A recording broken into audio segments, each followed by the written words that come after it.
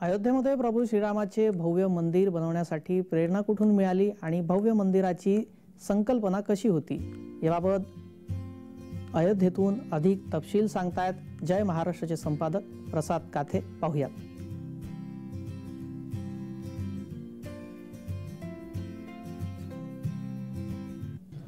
रामलल्ला हम आएंगे, मंदिर वहीं बनाएंगे और मंदिर भव्य बनाएंगे. ही राम मंदिर आंदोलनातली घोषणा तुम्हाला आठवत असेल, पण त्या घोषणेमागचं मंदिर भव्य बनवण्याच्या संकल्पनेचं प्रेरणास्थान कुठलं ते दाखवण्यासाठी आम्ही अयोध्येत आलो आहोत. माझ्या मागे असलेलं हे भव्य राम मंदिराचं संकल्पचित्र आहे. हे मॉडेल आहे जे 80च्या दशकात विजय डुडी यांच्या संकल्पनेतून तयार झालं आणि गेली अनेक वर्ष ते अयोध्येत ठेवलं गेलंय प्रेरणा देण्यासाठी. नागर शैलीत प्रभू श्रीरामाचं भव्य मंदिर बनेल असं निश्चित झालं होतं आणि त्यातूनच मिळालेली प्रेरणा आज नागर शैलीतल्या नव्या भव्य मंदिराच्या साठी कामी येते. हे जे मूळ मॉडेल आहे यात राम मंदिर दुमजली होतं, आता ते 3 मजली झालंय.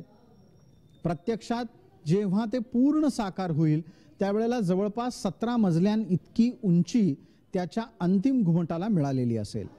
नागर शैलीतलं मंदिर म्हणजे सभामंडपापासून गर्भगृहापर्यंतचे घुमट हे चढत्या क्रमाने उंच होत गेलेले असतात आणि त्याचप्रमाणे या 2 मजली मंदिराचे खांब किती असतील, त्याचा चबुतरा कसा असेल, त्याच्यात कुठे काय असेल याची सगळी संकल्पना वर्षानुवर्ष आंदोलकांच्या समोर निश्चित स्वरूपात ठेवण्यात आली होती. एखादी संकल्पना समाजातल्या एका आंदोलनाला दिली जाते त्यावेळेला त्याच्या मागचा सुस्पष्ट भाव ही आंदोलन यशस्वीतेची हमी असते. त्याचंच हे मॉडेल आपल्यासाठी खास अयोध्येतून. कॅमेरामन श्रीनिवास यांच्यासह मी प्रसाद काथे, जय महाराष्ट्र न्यूज, अयोध्या.